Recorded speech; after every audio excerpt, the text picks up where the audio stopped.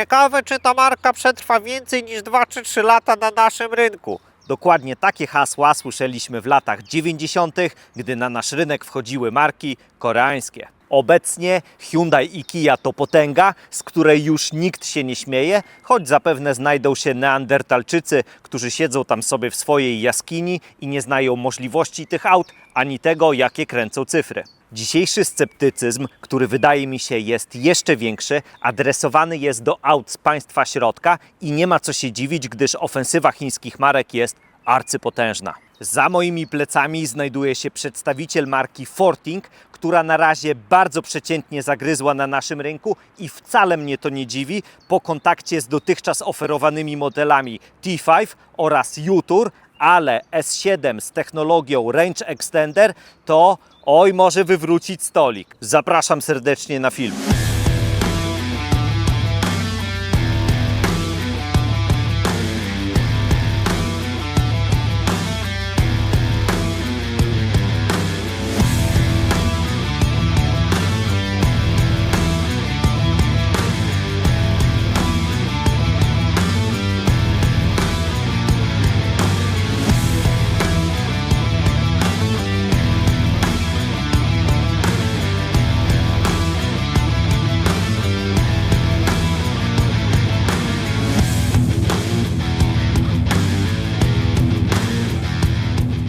No i sam przód, jak zawsze lecimy z zestawem ciekawostek barowych. Połapać się w niektórych strukturach chińskich marek to jest mniej więcej ten sam poziom, co który jest synem kogo z kultowego serialu Prawdziwe Psy. Pokrótce, chiński koncern motoryzacyjny Dongfeng Motor Corporation, założony w 1969 roku, który ma siedzibę w mieście, skąd jest ten słynny wirus, co pozamykał nam lasy, ma wiele marek i jedną z nich jest właśnie Forting. Aczkolwiek możecie przeczytać w internetach, że Forting należy do Dongfeng Liucho Motor, a to jest po prostu niezależna spółka córka. Dongfeng Motor Corporation należy do tak zwanej wielkiej czwórki chińskich koncernów motoryzacyjnych. Jest obok SAIC Motor, First Automotive Works, a także Shangan Automobile. Na czas publikacji tego filmu to koncern ma 4 marki na naszych ziemiach. Forting oraz Dongfeng. Jest to segment popularny łamany na ekonomiczny. Jest też Wojach, czyli segment premium, a także M-Hero,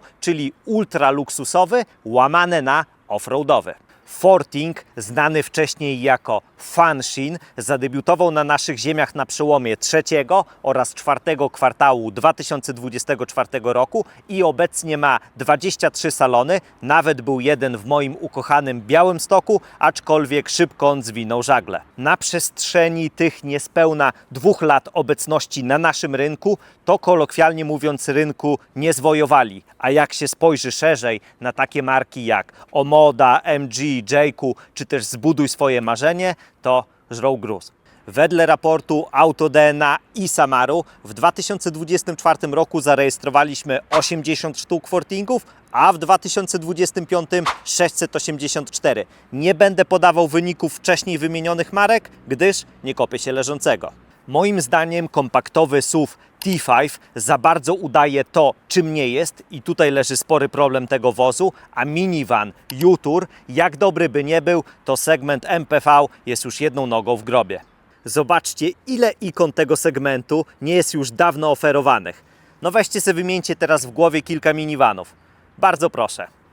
A Forting U-Tour ma do tego kontrowersyjny wygląd płetwala błękitnego i ma pieprzone lwy w zagłówkach. Tu nie potrzeba wybitnego eksperta motoryzacyjnego, ani też nie potrzeba konsultacji z wróżbitą Maciejem, ani też Krzysztofem Jackowskim, żeby wiedzieć, że taka oferta będzie okupować dolną część rankingu sprzedaży.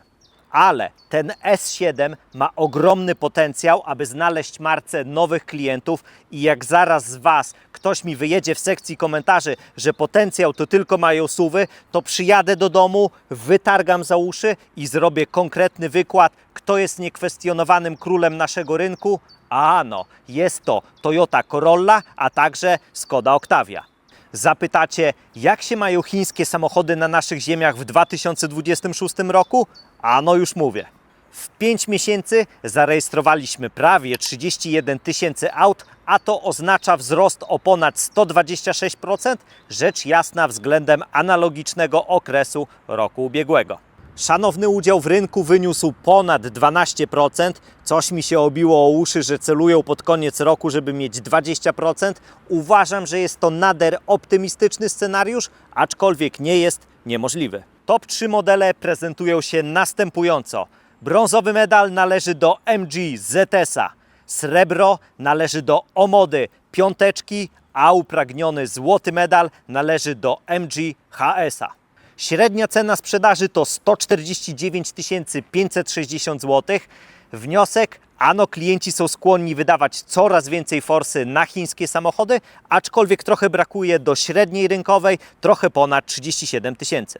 Napędy, jakie wybieramy, to hybryda HEV 32%, hybryda typu PHEV 31%, benzyna, normalna rodzina 27% i na samym końcu elektryki z wynikiem lekko ponad 8%. I to jest koniec ciekawostek barowych. Fani anime z lat 90., jeśli staną vis-a-vis S7, od razu tutaj dostrzegą Pokemona Mewtwo, zwłaszcza w tym arcyciekawym kolorze. Spotkałem się również z opiniami, że auto jest to taki miks Porsche Taycana oraz Xiaomi SU7. Ja tak mam, że jeśli wiem, że była naprawdę konkretna walka o jak najniższy współczynnik oporu powietrza, to patrzę na wygląd auta nieco przychylniejszym okiem. To tak, mamy epickie logo, które kompletnie nie wiem dlaczego, ale przypomina mi te trochę z Lamborghini. Mamy tutaj przecież inny kształt tarczy, inny kolor obrysu i przede wszystkim mamy inne zwierzę. Jest to lew, który jak mniemam przygotowuje się do ataku. Środkowa część maski fajnie wyodrębniona jest ku górze. Mamy wąskie reflektory, które dosłownie rozlewają się po zewnętrznych częściach zderzaka. Przyznaję, że wyglądają bardzo oryginalnie i wyglądają również bardzo drogo w ewentualnej naprawie. Mamy tutaj dosłownie ocean gładkich powierzchni, dyskretnie schowaną przednią kamerę tuż nad rejestracją, charakterystyczny kształt rekiniego nosa, tutaj lekko rozdziawioną paszczę, to znaczy wlot powietrza. W ogóle to zwróćcie uwagę, jak auto jest nisko osadzone, trzeba naprawdę uważać na wysokie krawężniki. Wygląda jak 100 piorunów aerodynamicznie i nowocześnie, mnie on się tam podoba. Idziemy dalej. Ależ to jest pocisk, co? Dosłownie mijacie słupek B i linia dachu już zaczyna opadać i ciągnie się niemal po całej długości nadwozia. Zwróćcie uwagę, że nie mamy tutaj prawie wcale wyodrębnionych 4 liter o włos i mielibyśmy tutaj idealny łuk. Minimalizm, minimalizm i jeszcze raz minimalizm. Mamy jedną chromowaną listwę, która biegnie wzdłuż okien, cudowne bezramkowe drzwi, arcyokropne, elektryczne, wysuwane klamki, które dziękować niebiosom od przyszłego roku nie będą sankcjonowane w Chinach i jeszcze mamy czarny dekor, który idzie od przedniego zderzaka, aż po progi, aż po tylny zderzak. Zapomniałbym, jest jeszcze dekor w samiuśkim rogu szyby, są to trójkąty, które na początku tworzą rąby, a później są już porozrzucane. Felg niestety nie mamy żadnych do wyboru, są tylko te dwukolorowe 19 we wzór mało estetycznego, aerodynamicznego ostrza do mielenia mięsa. Odziane są na nich opony w rozmiarze 235/45. Fabrykę opuszcza on na Atlasach, aczkolwiek importer odział go w Yokohamę. Koła są konkretnie schowane w głąb nadwozia i nie jeden łobuz pakowałby tutaj już dystanse, aczkolwiek popsułby on rzekomo najniższy współczynnik oporu powietrza, który wynosi tutaj, uwaga, 0,191. Mamma mia! Żeby mieć jakiś punkt odniesienia, to topka od Mercedesa, model EQS ma 0,20, topka od Porsche, czyli model Taycan, ma 0,22. Dorzućmy do tego worka cyfry jeszcze najbardziej aerodynamiczną Teslę model S z wynikiem 0,208. No i co? Normalnie czapki lecą same z głów. Słuchajcie, to jest naprawdę spory wóz. Na długość mierzy on prawie 5 metrów, na szerokość mierzy on ponad 1,9 metra. Na wysokość mierzy on prawie 1,5 metra, a wielebny rozstaw osi to ponad 2,9 metra. Prześwit wynosi 140 mm, masa 1885 kg, a ładowność skromne 300 kg. Zawieszenie przód mamy kolumny MacPhersona ze stabilizatorem poprzecznym, zawieszenie tył niezależny wielowahacz, a teraz idziemy oglądać 4 litery. Jest taki skrót na klawiaturze Ctrl-C, a później Ctrl-V i dokładnie to zrobili projektanci Fortinga. Stawiając tutaj obok purystę ze Stuttgartu i po zmianie tego znaczka Forting na Porsche będzie miał on problem z rozróżnieniem Taycana od Fortinga S7. To nie jest kategoria inspiracja, jest to jawna kopia. Mogliby się chociaż trochę postarać i umieścić w innym miejscu przycisk do otwierania klapy bagażnika, aczkolwiek to jest doprawdy świetne. Modna listwa LEDowa biegnąca po całej szerokości nadwozia jest. Kontynuacja oceanu gładkich powierzchni jest. Tandetne atrapy końcówek układu wydechowego brak. Tandetna atrapa dyfuzora brak. No skłamałbym, jakbym powiedział, że wygląda nieestetycznie, aczkolwiek nie mamy tutaj żadnych designerskich uniesień. Wiecie, co mi podnosi ciśnienie? Wchodzę na stronę producenta i pierwsze zdanie, jakie widzę, to Forting S7 REV to luksusowy sedan klasy premium. Od kiedy w sedanach klapa bagażnika unosi się wraz z tylną szybą? Może pójdziemy o krok dalej i zrobimy panie lekkich obyczajów z logiki i kabrioletami nazywajmy auta, w których nie da się zdjąć dachu. A co, to nie można poczuć wiatru we włosach bez wiatru? A pewnie, że można. Mamy tu 398 litrów pojemności, łamane na 1003, o ile złożymy oparcie tylnej wersalki, które nie jest dzielone. Bagażnik jest w cholerę długi, wąski i dość płytki. Nowej lodówki tutaj raczej nie przewieziemy, chyba że taką mniejszą, turystyczną. Z dobrodziejstw mamy tylko lampkę po lewej stronie, a pod podłogą mamy niewielki schowek, gdzie mieści się gaśnica, kamizelka, trójkąt, a także zestaw naprawczy i jest jeszcze trochę miejsca na jakieś tam małe klamoty. Progu załadunku nie ma, haczyków na zakupy nie ma, składania oparcia tylnej wersalki z poziomu bagażnika również nie ma. A po lewej stronie znajduje się akumulator. Klapa bagażnika otwiera się dość wysoko, tak się tutaj prezentuje 1,75 metra. A tak się prezentują dwie kabinówki i jedna miękka torba. Idzie się tutaj zdrzemnąć, do tego mamy piękny widok na gwiazdę. Wystarczą tylko 2 pociągnięcia tejże uroczej dźwigni i już się zacznie skowyt malkontentów współczesnej motoryzacji, a to dlatego, że pod maską się znajduje 1,5-litrowy silnik benzynowy. Przypominam, że jest to magiczna granica w chińskim systemie podatkowym, optymalizacja kosztów, normy emisji spalin i akcyzy w kwestii eksportu. Aczkolwiek ten motor nie napędza kół, nie ma on fizycznego połączenia z kołami. Najprościej mówiąc, jest to elektrownia o mocy 100 koni i 132 Nm. Koła napędza silnik elektryczny o mocy 209 koni mechanicznych i 310 Nm, który znajduje się na tylnej osi, a więc mamy wspaniałą sposobność, aby stworzyć zagrożenie bezpieczeństwa w ruchu drogowym, a co za tym idzie, stracimy prawo jazdy na 3 miesiące, dostaniemy przepiękną laurkę w wysokości minimum 2500 zł, a także zbierzemy 12 punktów, które możemy później wymienić na wspaniałe nagrody. Osiągi są niezłe, gdyż pierwszą setkę zrobimy w 7,2 sekundy, a drugiej nie zrobimy, gdyż prędkość maksymalna to 180 km na godzinę, aczkolwiek nikomu to nie powinno przeszkadzać, bo u nas maksymalna dozwolona prędkość to 140 km, prawda?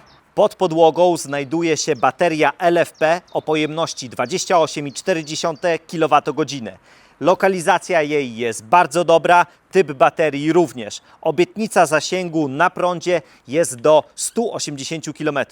Od zawsze irytują mnie dane techniczne, a konkretnie to zakładka ładowanie. Jeśli będzie wielka koniunkcja Jowisza, a także Saturna, jeśli zakwitnie owies, a temperatura zewnętrzna będzie miała 25 stopni Celsjusza, wówczas naładujemy baterię od 30 do 80% w zaledwie 30 minut. No ludzie, kochani, tak czy siak, mamy prąd zmienny, skromne 6,6, a stałe, niezłe 80 kW. Dotychczas ładowałem się raz na 50 od 15 do 100%. Trwało to równo 52 minuty. Na zewnątrz były 24 stopnie, było pochmurno i wiał lekki wiatr. Jest tutaj V2L, czyli możemy zasilać zewnętrzne urządzenia elektryczne, a więc możemy zrobić elektrycznego grilla, a później zjeść wegańskiego burgera. Zbiornik paliwa PB mierzy 45 litrów. Producent deklaruje nam średnią konsumpcję na poziomie niecałych 5 litrów na setkę, gdy akumulator jest ładowany. Deklaruje nam również zasięg łączony na poziomie 1080 km. Czy są to baśnie, to opowiem Wam o tym nieco później. Wysoce sobie cenię politykę jednego bogatego wyposażenia, a nie kasowania za każde udogodnienie ciężko zarobionych pieniędzy. Forfitera S7 otwiera kwota 159 900 zł. Za dopłatą jest lakier. Do wyboru mamy czarny, czerwony, zielony, niebieski, a także ten fioletowy. Darmowy jest to kolor biały. Kasują jeszcze 1500 zł za inną kolorystykę wnętrza niż czarną. Do wyboru mamy białą jak tutaj, a także koniak. I to jest koniec opcji za dopłatą. Zapraszam teraz na pokład i prezentację wnętrza. Jak zwykle zaczniemy od tylnej kanapy, ale najpierw posłuchamy, czy drzwi się zamykają z należytą kulturą.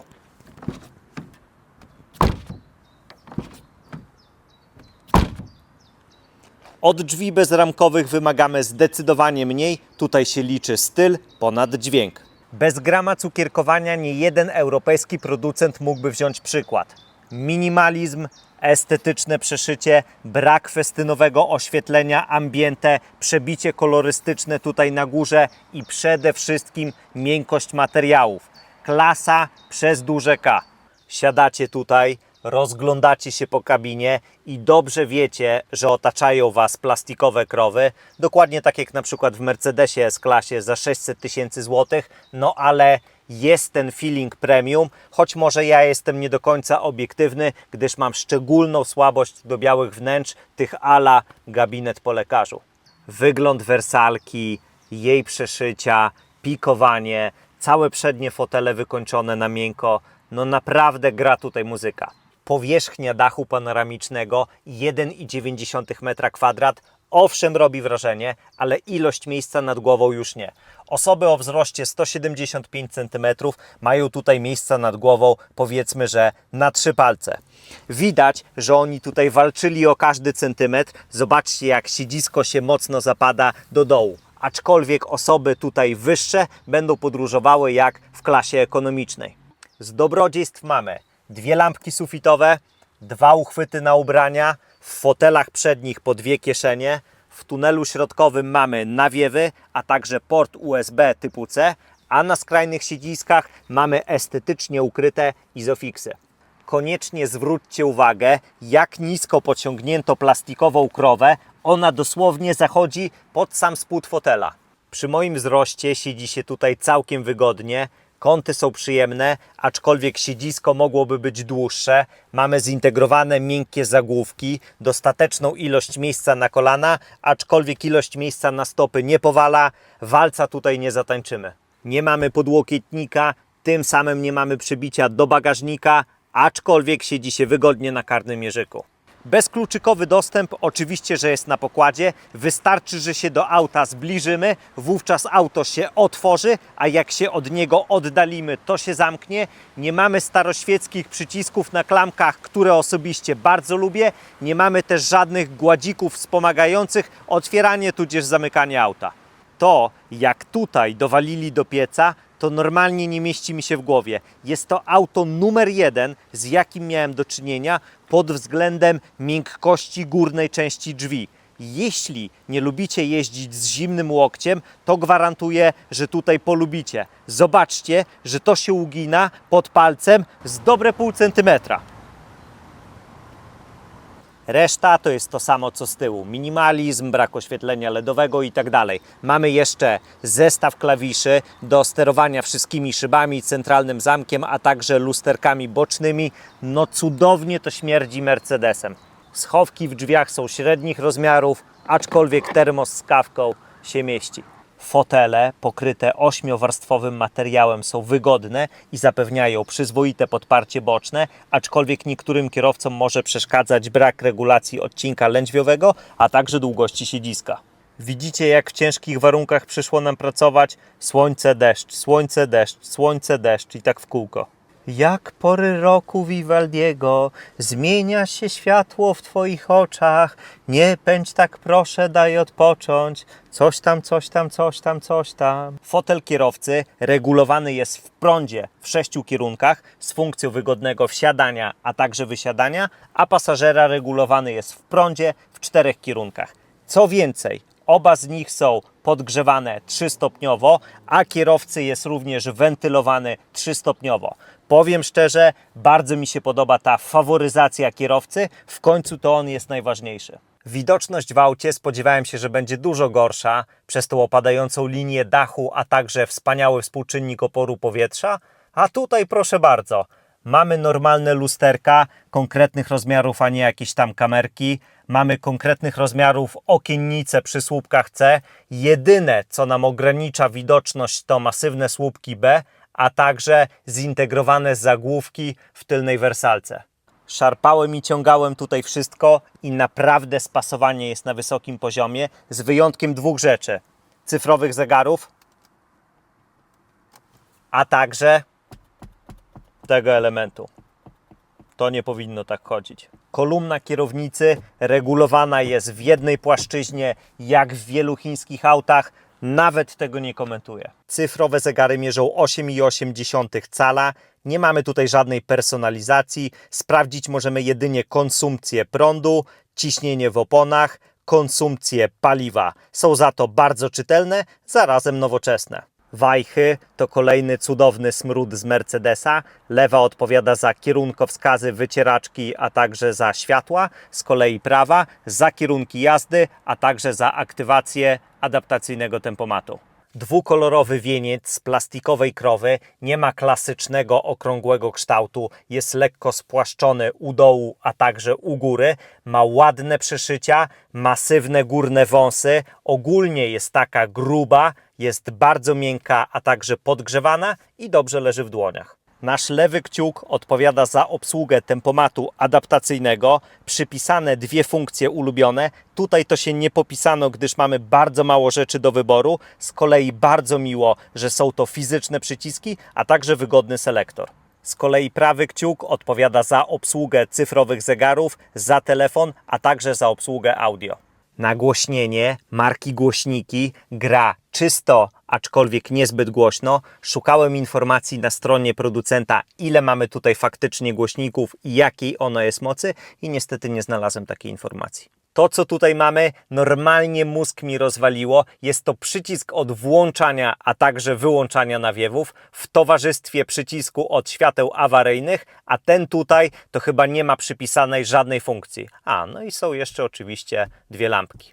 Osłony przeciwsłoneczne są subtelne, aczkolwiek nie mają przydatnej funkcji przesuwania ich tutaj w bok, ale mają lusterko z lampkami LEDowymi do poprawy makijażu. Góra deski rozdzielczej jest twarda, naturalnie ten dekor udający drewno również jest twardy, poniżej jest już miękko, jak również jest miękko w całym tunelu środkowym. Cholera jasna, jak to o wiele ładniej wygląda niż wszechobecnie stosowane w motoryzacji czarne pianino.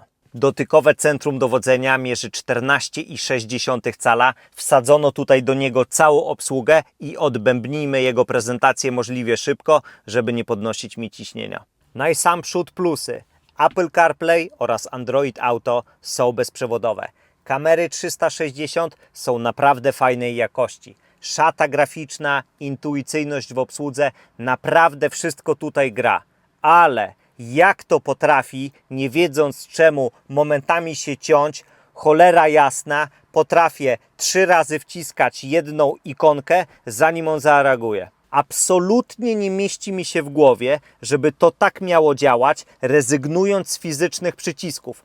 To powinno funkcjonować w ten sposób, że zanim zdążę to przycisnąć, to powinno już być odpalone. Koniec, kropka. Wyrzuciłem to z siebie, a więc jedziemy dalej. Pod centrum dowodzenia mamy 2 nawiewy. Poniżej rzekomo są dwie ładowarki indukcyjne. Proszę bardzo. Pierwsza elegancko działa, a druga nic się nie dzieje. Mamy dwa uchwyty na napoje i głęboki schowek w podłokietniku, który nie skrywa żadnych dobrodziejstw. Pod pływającą konsolą mamy gniazdo 12 oraz dwa porty USB typu A oraz C, a także schowek na szpilki, a także na kapcie zarówno dla siebie, jak i dla pasażerów. Żeby nie było, że wymyślam coś z tym schowkiem na szpilki, to zamieszczam Wam zdjęcia od producenta. Przed pasażerem mamy schowek niewielkich rozmiarów, a także uchwyt na siatkę z zakupami do 3 kg. No i dobra, jedziemy z pomiarami wyciszenia, jedziemy na nasz stały odcinek, oczywiście żeby być fair wobec innych testowanych aut i żeby było ciekawiej, pomiary zaczniemy od najmniej korzystnych warunków dla tego auta, czyli z rozładowaną baterią, kiedy to 1,5 litrowy motor benzynowy nieustannie nam huczy. W tym miejscu przypominam, że Fortinga mamy odzianego w opony Yokohamy, a nie Atlasy, na których opuszcza on fabrykę. Czy uda nam się później dograć pomiary z naładowaną baterią, to nie wiem, bo pogoda nam cały czas płata figle. Przy 90 km na godzinę na tempomacie mamy minimum 62 dB. Żeby mieć jakiś punkt odniesienia, czy jest to bardzo dobry, czy też kiepski wynik, to standardowo zamieszczamy tabelę obok z testowanymi ostatnio autami. Korzystając z okazji, weryfikujemy konsumpcję paliwa na tempomacie. No i pękła pomiarowa dycha z wymuszonym paliwowym trybem. Mamy konsumpcję na poziomie równo 8 litrów na produkcję prądu. Powtarzamy zabieg z tym, że tempomat zapinamy na złoty 20. Mamy minimum 65,7 dB. No jest całkiem głośno. Pękła kolejna dyszka i przy 120 km na godzinę na tempomacie konsumpcja paliwa to 8,3 litra na setkę. Producent obiecuje nam setkę w 7,2 sekundy. Zaraz to sprawdzimy dla dwóch skrajnych trybów Eco, a także Sport Plus, żeby wiedzieć, z jaką kastracją mocy mamy do czynienia. Mamy 17% baterii, tryb Eco zapięty. No i sprawdźmy. O, ale początek, mamma mia.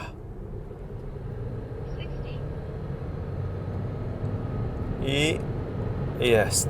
Wynik to 10,3 sekundy. No rewelacji nie ma. No i dobra, teraz tryb Sport Plus. Sprawdźmy. Oj, początek jest zdecydowanie lepszy.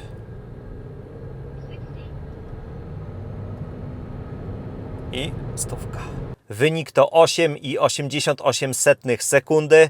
No, trochę brakuje do deklaracji producenta. Później się postaramy sprawdzić, jak to będzie z naładowaną baterią.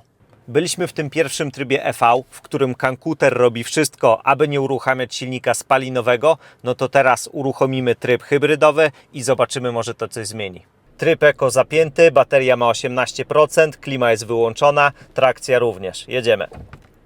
Oj, oj, oj, jaka tu jest zwłoka. I jak widzicie, czas jest trochę lepszy, 9,43. Dla formalności jeszcze tryb Sport Plus, bateria 17%. Jedziemy. No, jest lepiej. Wynik to 8,38. Dobra, jedziemy się teraz ładować i zobaczymy, jak wpłynie to na wyniki. Zanim zrobiliśmy pomiary, to pokonaliśmy kilkaset kilometrów S7. Jak ją odebraliśmy, to miała ona niemal rozładowaną baterię do zera. Jeździliśmy cały czas w tym trybie numer 2, czyli prąd najpierw. Była droga ekspresowa dwujezdniowa, gdzie miałem tempomat zapięty na złoty 30. Trasa Warszawa-Białystok, czyli niespełna 200 km. Dużo poruszaliśmy się po mieście, były też drogi krajowe jednojezdniowe. No był to najprawdziwszy cykl mieszany i konsumpcja paliwa wyszła nam na poziomie 6,1 litra na setkę, czyli na zbiorniku 45-litrowym pokonamy bez problemu te 700 km. Czy da się pokonać deklarowane 180 km na baterii mierzącej 28,4 kWh? W sprzyjających warunkach, przy masochistycznych zapędach w mieście myślę, że jest to całkiem realny scenariusz. Naładowaliśmy baterię do pełna i jeździliśmy w trybie tak zwanej czystej energii i pokonaliśmy równo 149 km i przy 8% załączył się już sam silnik spalinowy. Zaznaczam, że jeździliśmy przepisowo, bez żadnej brawury i w tym dystansie prawie 90 km pokonaliśmy na drodze krajowej jednojezdniowej poza terenem zabudowanym. W ogóle to jest jedno zasadnicze pytanie. Kiedy ostatnio 4 literami wyłączaliście silnik w aucie? Bo w Fortingu tak się właśnie wyłącza i za moment Wam to zademonstruję. Jesteśmy w trybie drive, proszę bardzo, stajemy, włączamy parking, silnik nadal pracuje. Otwieramy drzwi, silnik nadal pracuje. Podnosimy 4 litery i silnik gaśnie. Jest to tak zwany system dupa start and stop. Wiecie, kiedy najlepiej się jeździ Fortingiem S7? Kiedy procenty w baterii się zgadzają. Ja ostatnimi czasy bardzo lubię jazdę w błogiej ciszy, a tutaj, jeśli bateria jest rozładowana, to cały czas spod maski dochodzi takie jednostajne huczenie. Mniej więcej to jest coś takiego, jakbyśmy lecieli samolotem i słyszeli w tle pracę silników.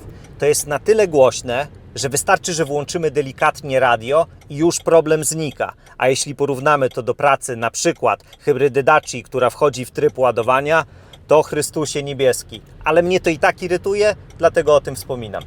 W innym wypadku jest aksamitnie. No charakterystyka czystego elektryka, czyli płynność w napędzaniu, nie ma tutaj żadnego szarpania ze skrzyni, jest ta fajna, natychmiastowa reakcja. W ruchu miejskim czuje się on jak polityk zasiadający w kilku spółkach Skarbu Państwa.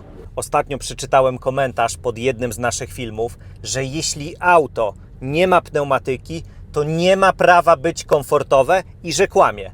No i w tym przypadku znów będę kłamał, bo S7 jest komfortowe. Wygląda jak drapieżny sportowy liftback, a leżących policjantów bierze z gracją. Bardzo dobrze wybiera poprzeczne nierówności, a także studzienki. No naprawdę dobrze izoluje nas od tego, co się dzieje na drodze. Tylko nie zrozumcie mnie źle. To nie jest babciny tapczan, idzie go porwać fajnie w cugle z tym niskim środkiem ciężkości. Ponadto układ kierowniczy to nie jest taka typowa mameja, co nieco przekazuje, co się dzieje z kołami na drodze. Brakuje mi łopatek przy kierownicy do intensywności pracy rekuperacji. Ja wręcz uwielbiam się nimi bawić. Tutaj sterujemy intensywnością pracy za pomocą tabletu. Mamy 3 tryby do wyboru. Jej brak, wygodny, a także relatywnie silny. Warto tutaj podkreślić, że auto się nie zatrzymuje do zera. Z jednej strony fajnie, no bo dba o dobrą kondycję naszego układu hamulcowego, a z drugiej strony nie fajnie, bo jazda za pomocą jednego pedału jest arcywygodna.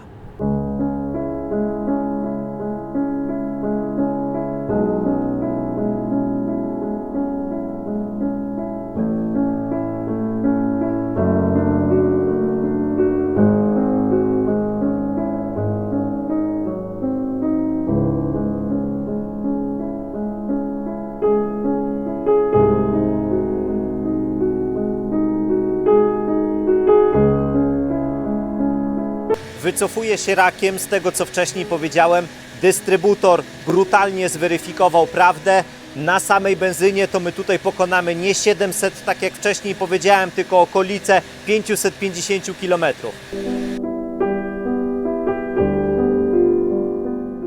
Na asystentów to ja nigdy nie lubię specjalnie tracić czasu, ale staram się weryfikować pracę każdego z nich i 2 wymagają kilku słów komentarza. Moim hitem jest RCW, czyli system ostrzegania przed kolizją z tyłu. Działa to tak, zatrzymujecie się na światłach, auto z tyłu pomalutku się do Was zbliża, a on napierdziela mu światłami awaryjnymi. Jest tak czuły, jest tak przewrażliwiony, że to jest szok. Tempomat adaptacyjny, powiedzmy, że działa na 3. Owszem, sam przyspiesza, sam hamuje, ale na łuku zawsze zwalnia, widzi czasami rzeczy, których ja nie widzę i trzyma auto w pasie ruchu tak, jak ja chodzę po linie po 3 butelkach na 2 ducha puszczy. No kolokwialnie mówiąc, nie najlepiej. Jest taka piosenka, Lidl jest tani, ale jeśli chodzi o ładowanie, to wcale taki tani nie jest. moc 60 kW, mamy tutaj 2,40 za kWh. Zaczęliśmy się ładować o 17:44, startowaliśmy z 19%. No co, przyjemnie sobie tutaj postoimy przy słupku i zobaczymy, jak to pójdzie. Niestety nie mamy niedzieli handlowej. Na zewnątrz 4 pory roku Vivaldiego, a więc czekamy. 23 minuty później i mamy 85%. Sprawdzimy teraz wyciszenie dla najkorzystniejszych warunków. Przy 90 mamy minimum 61,3 dB, aczkolwiek pada mały kapuśniaczek. A przy 120 mamy 64,4, jest zauważalnie lepiej. No to jeszcze sprawdzimy porządkowe 80-120 na pełnej baterii. I uwaga! W trybie Sport Plus, rzecz jasna. Wynik to 6,87. No i co? Teraz nie ma żadnych wymówek. 59% bateria ma. Klima jest wyłączona. No i sprawdzamy.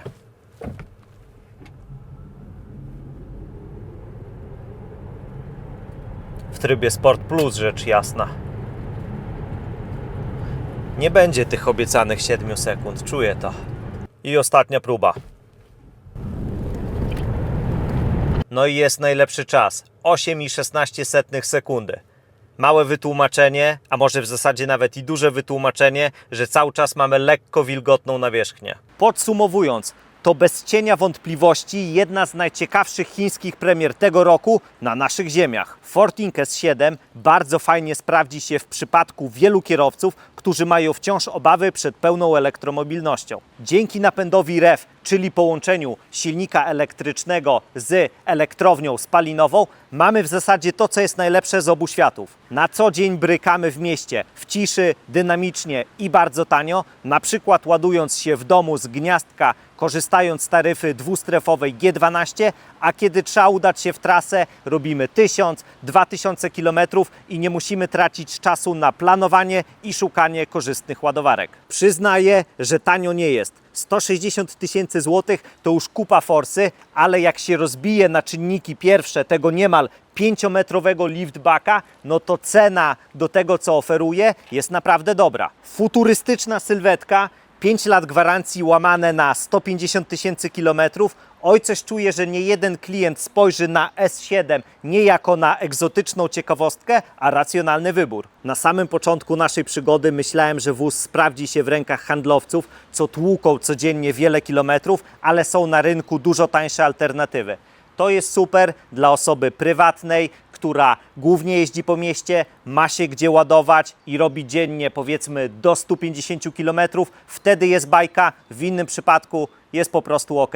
Śliczne dzięki AADC za użyczenie auta do testu. To było naprawdę bardzo ciekawe doświadczenie. A Wam, drodzy widzowie, jeśli podobał się ten film, to koniecznie go podbijcie i zostawcie subskrypcję, żeby nie przegapić kolejnych produkcji. Sayonara!